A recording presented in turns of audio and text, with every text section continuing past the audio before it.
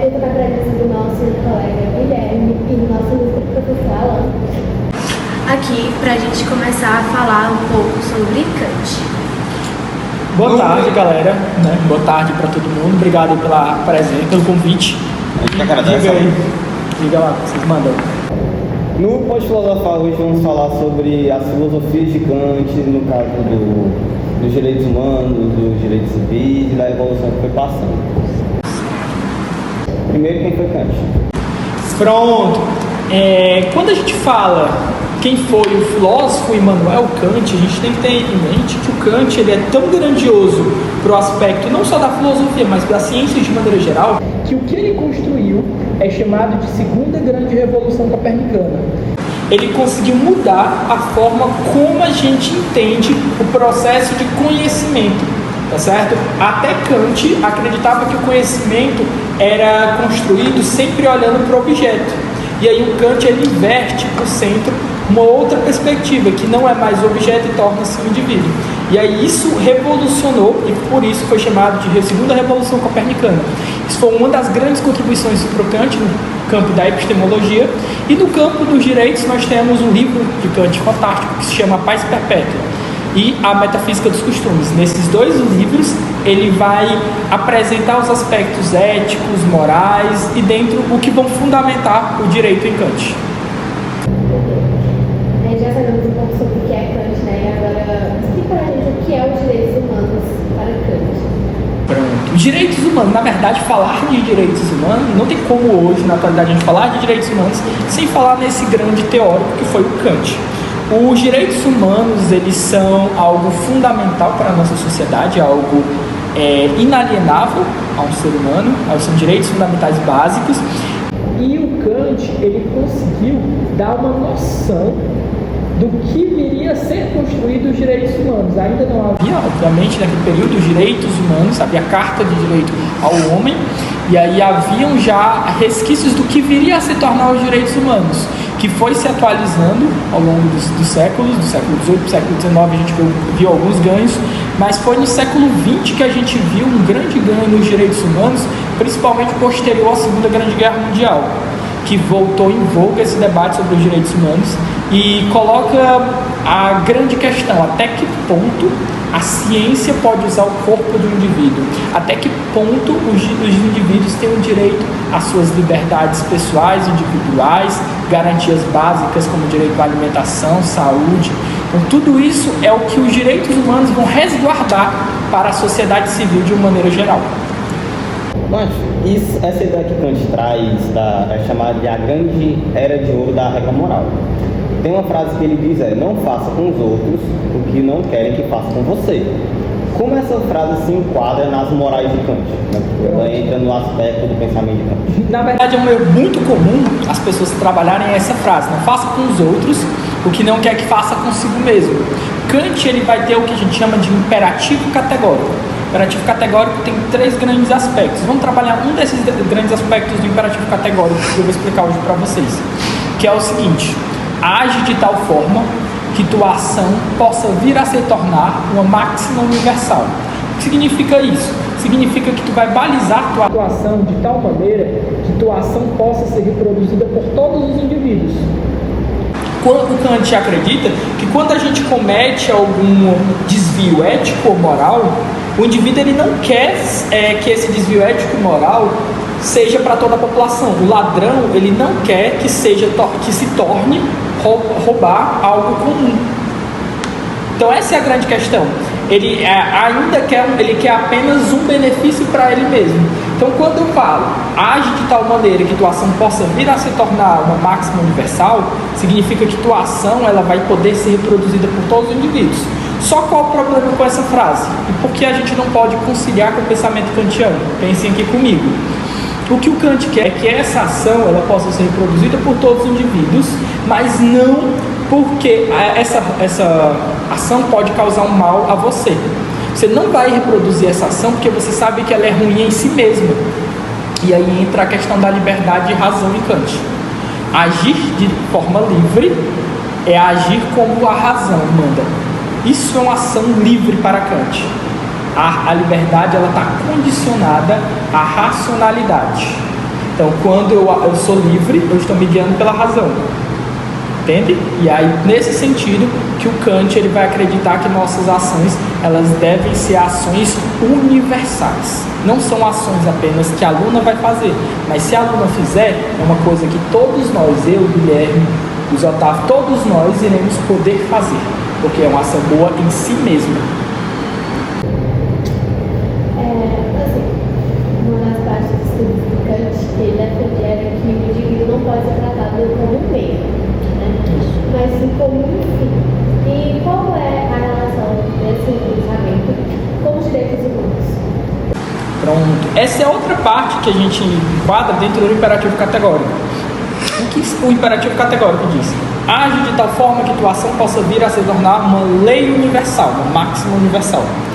E ele tem uma segunda parte onde ele diz: utilize as pessoas sempre como um fim e nunca como um meio.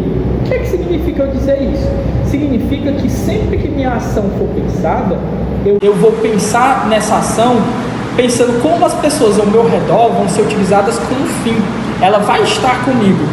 Um exemplo prático disso poderia, por exemplo, o Guilherme ele me auxilia numa entrada do time aqui do Junils, da escola, e ele me coloca dentro do time. E aí depois que eu entro no time, eu, em vez de auxiliar o Guilherme a jogar tão bem quanto eu jogo, eu faço o quê? Falo com o treinador para tirar o Guilherme. Nesse momento eu utilizei o Guilherme como um meio, ou seja, um meio para atingir um objetivo, que era entrar no time. Numa visão kantiana, eu deveria auxiliar o Guilherme a ele entrar dentro do time e ficar lá junto comigo. E aí, nesse momento, eu trato ele como um fim, não como um meio. Então, pensar nas ações como fins seria andar com as pessoas ao lado na projeção da ação. Entendem? Kant falava de um conceito chamado a falta da virtude. Mas que diabo é isso e qual a parte dos direitos humanos isso tem a ver? Pronto. Quando a gente fala de falta da virtude, o que é uma virtude? A virtude ela é basicamente aquilo que vai balizar sua moral. E aí um grande erro comum que a gente tem que aqui especificar é a distinção entre ética e moral. Existem dois pontos. Um ponto é o ponto da ética kantiana, que é quando a gente está fundamentando as regras sociais e a gente está numa ética. Só que quando a gente entra na moral, a gente entra no aspecto do dever. Tá certo? E aí, as virtudes, elas são balizadas por essa moral. Um exemplo, se eu me guio pela justiça, então toda ação que eu vá fazer, eu devo pensar, essa ação é uma ação justa. E aí, se eu utilizo essa virtude, eu posso dizer que o professor age conforme a virtude da justiça. Nesse sentido, eu utilizo a virtude para balizar minha ação. Então, ações não virtuosas são ações que não balizam-se pela essa virtude. Quando a gente pensa nos direitos humanos, a gente pensa sempre no coletivo, certo? A gente vai pensar em crianças, adultos, sempre pensando se essas pessoas elas têm o mínimo. Pensar os direitos humanos é pensar o mínimo para garantir a dignidade dessas pessoas, tá certo? Então, a informação, saber das informações, como a Declaração Universal dos Direitos Humanos utilizadas teve a influência kantiana. O que foi que o Kant fez? Tem um livro fantástico que eu já comentei que se chama Paz Perpétua. Nesse livro, Kant já idealiza o que vai vir a se tornar o que a gente conhece hoje como a ONU, Organização das Nações Unidas, que é, inclusive, quem garante, em algum nível, obviamente a ONU ela não entra diretamente em países para poder fazer intervenções diretas. Ela foi criada depois da Segunda Guerra. Isso, ela foi criada justamente pós Segunda Guerra. 45. Mas é justamente essa instituição que vai garantir que não haja uma terceira guerra. Que não haja uma terceira guerra, que seja garantido, caso haja uma guerra, os direitos na guerra.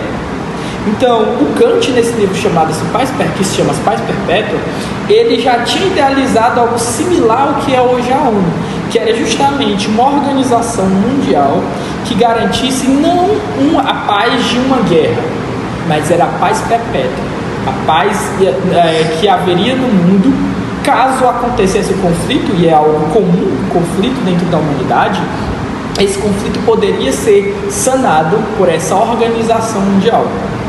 Então, toda a base da criação de um direito que é universal, que é um direito para todos, como os direitos humanos são, certo?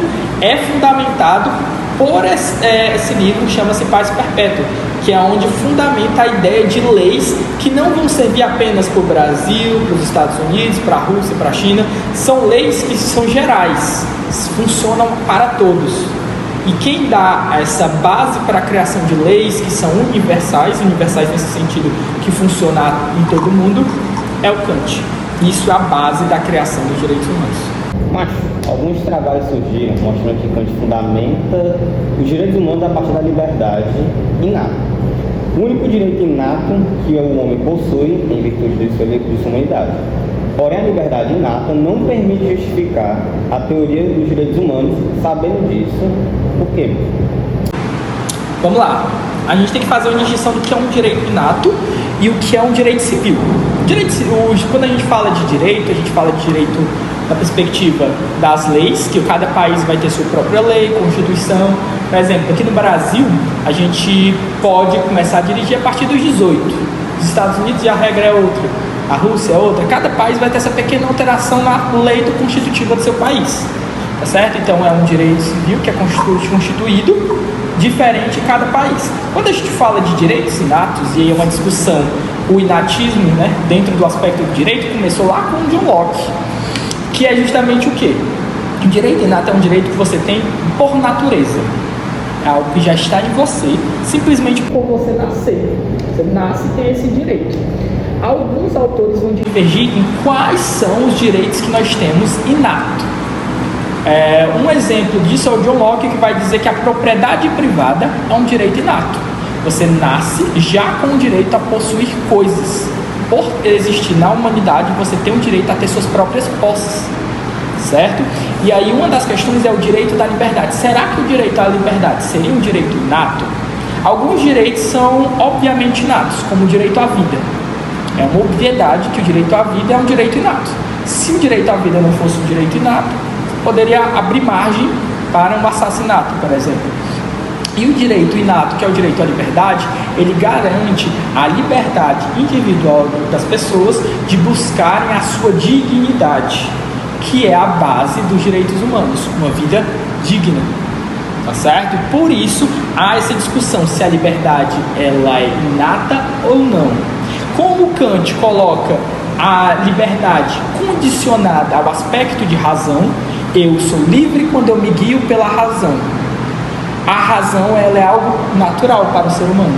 A gente pode dizer que em Kant há essa ideia de que o direito à liberdade é inato, porque ela está condicionada a um aspecto natural, que é a razão. Certo? É isso, galera. Muito obrigada por ter assistido nosso podcast. Qualquer dúvida, vocês deixem as perguntas, que aí a gente pensa em voltar aqui para o professor Alan, né? Convidar ele novamente para dar mais respostas para vocês. E Obrigado pelo convite.